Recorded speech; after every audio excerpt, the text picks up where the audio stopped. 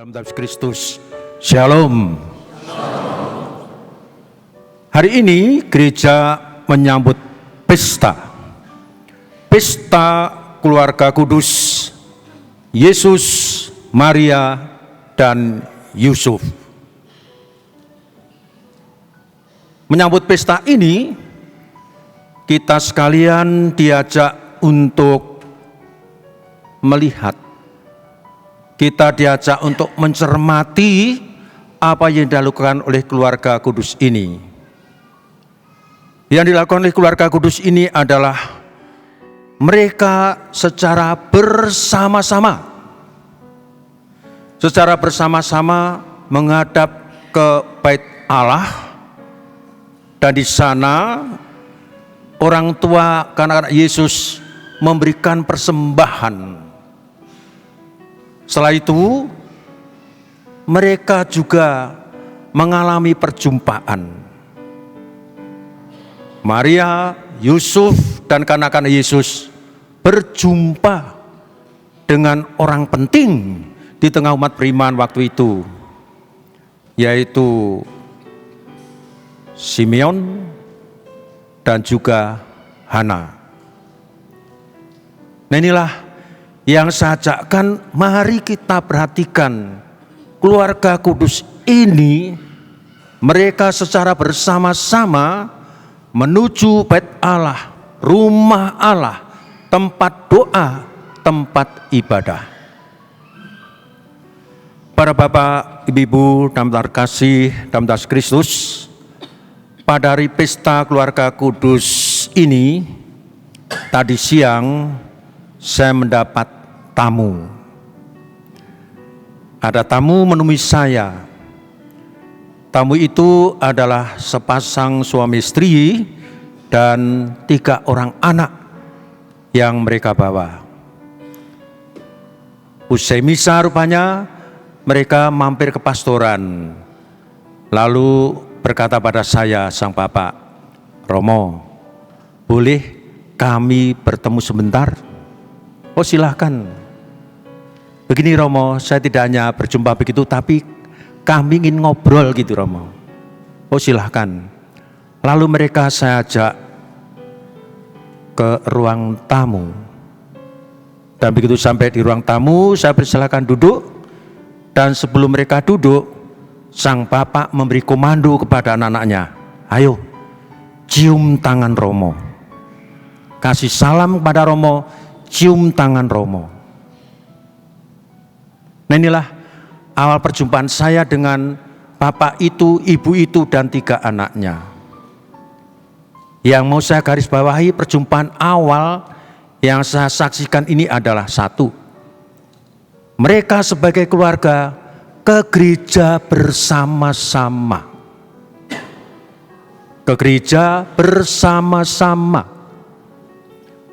Meski ini hal yang sepele, tapi ternyata kadang-kadang juga tidak diperhatikan oleh umat Katolik.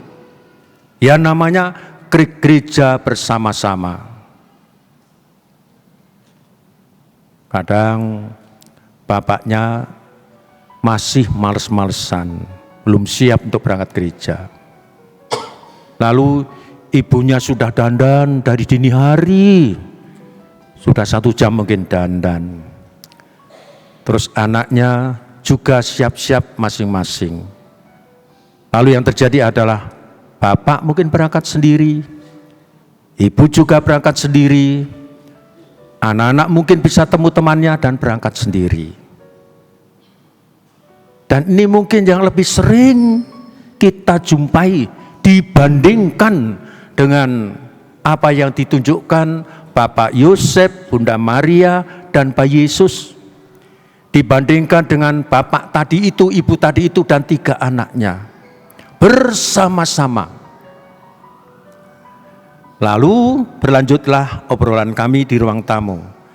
Maka sang bapak bilang begini, "Romo, kami sangat bersyukur atas perjalanan tahun 2023 yang boleh kami jalankan. Sekarang saya mau tanya pada Romo, bagaimana cara yang paling tepat supaya saya bisa bersyukur pada Tuhan atas rahmat 1 tahun yang saya jalani itu, yang saya alami itu, yang boleh saya rasakan itu. Tolong Romo kasih arahan pada kami, saya, istri saya, dan anak-anak saya untuk mengakhiri tahun 2023 dengan ungkapan syukur kami. Nah, ketika Bapak itu minta untuk diberikan arahan, maka saya memberikan arahan ini kepada mereka. Dan semoga arahan yang saya sampaikan di ruang tamu itu bisa membantu kita juga. Romo, apa yang akan saya lakukan untuk syukur kami di penghujung tahun ini untuk boleh saya laksanakan? Maka saya akan sebutkan 5 cara bagaimana supaya kita bersyukur. Ya, sebelum saya melanjutkan ngomong, silakan dicatat. Besok ulangan. Ya, cara bersyukur pertama adalah paling sederhana, yaitu ini yang sering juga dilakukan oleh umat Katolik. Bersyukur dengan cara usai misa, lalu mereka entah menuju kepada Gua Natal, entah ke Plaza Maria, berdoa di sana, menyalakan lilin. Lalu dalam suasana itu bersyukur. Dan ada bahkan orang melakukan ini tidak hanya di akhir tahun, tapi setiap kali pulang dari misa mingguannya, tidak pernah luput, pasti mampir kepada Bunda Maria dulu. Atau di tempat doa yang ada. Untuk apa? Bersyukur. Bersyukur bahwa saya masih boleh hidup sampai hari ini setelah sepekan berjalan. Bersyukur atas perjalanan setahun yang telah kami jalani, meski diisi dengan suka dan duka. Nah, ini cara bersyukur yang paling mudah, paling murah meriah. Usai misa sempatkanlah. Kalau di sini masih ada Gua Natal, boleh berdoa depan kanak-kanak Yesus atau juga di depan Bunda Maria di Plaza Maria. Menyalakan lilin sana, atau orang bilang membakar lilin di sana dan berdoa di sana. Lalu cara bersyukur yang kedua adalah dengan cara memasang intensi atau menitip intensi dalam misa yang dilangsungkan.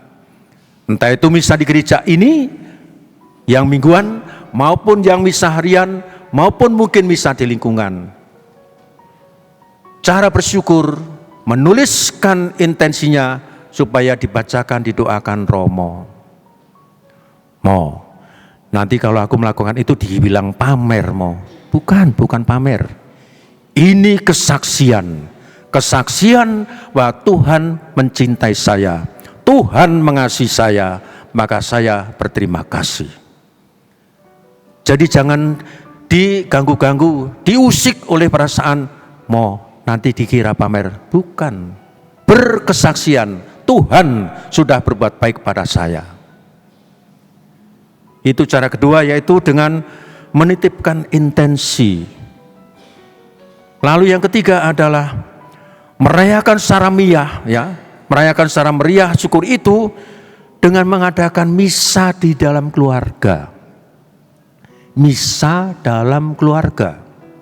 Saya tanya ini, siapa yang seumur-umur belum pernah melangsungkan misa keluarga? Adakanlah sebelum Tuhan memanggilmu. Ya dong, masa seorang Katolik belum pernah sekalipun bukan oleh siapa yang minta, tapi karena saya mau bersyukur. Saya mengundang teman-temanku, bahasa sudah dirahmati, berkati, keluargaku sehat-sehat semua, bahkan ada yang sukses, mengadakan misa dalam keluarga. Nah, kalau ini menjadi inisiatif, menjadi langkah Anda pribadi, bagus. Tapi memang tidak mudah ya. Ada tadi yang seumur-umur sampai hari ini belum pernah misa dalam rumah sendiri.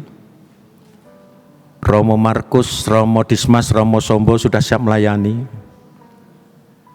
Silahkan. tapi yang tidak mudah. Maka akhirnya ketua lingkungan agak sedih juga. Bapak Ibu, siapa kira-kira bulan ini yang mau menjadi tuan rumah misa lingkungan kita? Semua diem semua. Seakan-akan tiba-tiba kompak jadi budak semua. Kompak. Bukan itu sebenarnya yang saya ingatkan di sini. Tapi bersyukurlah. Jangan sampai kita itu dituding. Seperti dalam Injil Lukas, bukankah tadi 10 orang kusta yang sudah sembuh? Kok hanya 1 orang yang bersyukur? Di mana yang 9? Bersyukur dengan cara meriah, boleh mengadakan misa di rumah. Saya nggak berani menjadi tuan rumah, rumah saya kecil, ya nggak apa-apa. Nanti kami harus ngasih konsumsi. Siapa bilang tidak usah? Tapi kalau punya duit, cireng juga nggak apa-apa.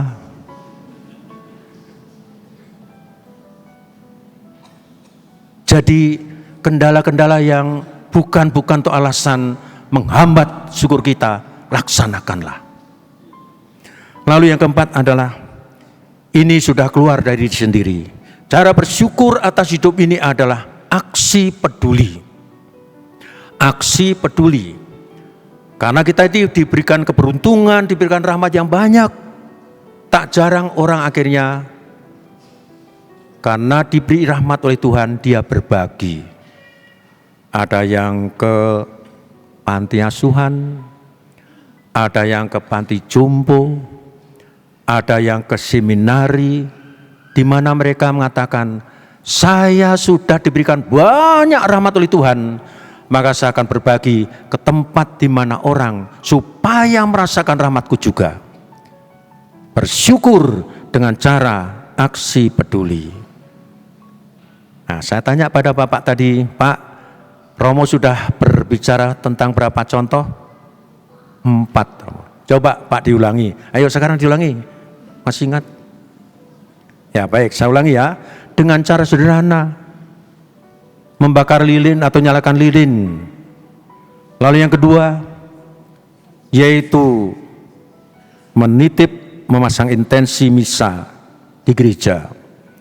Yang ketiga, merayakan secara meriah dengan sekali ini saya akan sangat sukacita bahwa Tuhan Yesus bersama romonya misa di rumah saya.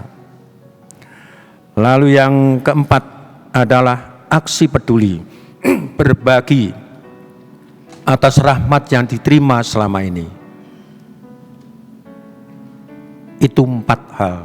Saya tambahkan 1 lagi adalah rekonsiliasi. Rekonsiliasi ini yang jarang disadari, bahwa cara bersyukur yang terbaik adalah rekonsiliasi. Membangun kekompakan kembali, membangun kebersamaan kembali, membangun harmoni di dalam keluarga. Manakala selama ini perjalanan keluarga yang harus dibangun baik-baik bersama-sama, kok masih ada yang kurang di sana, kurang di sini. Ada carut-marutnya di sana dan di sini. Ada yang selalu menghindar dan menghindar.